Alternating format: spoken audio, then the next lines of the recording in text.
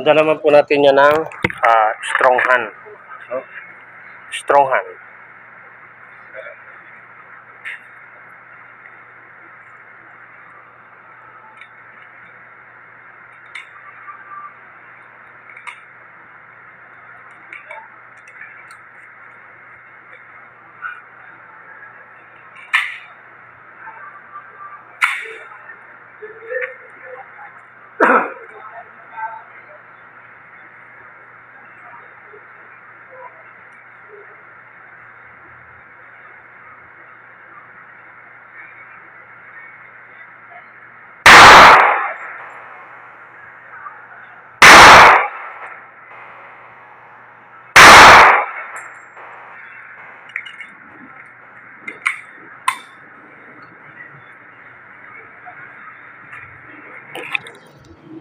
So yun po ating strong hand.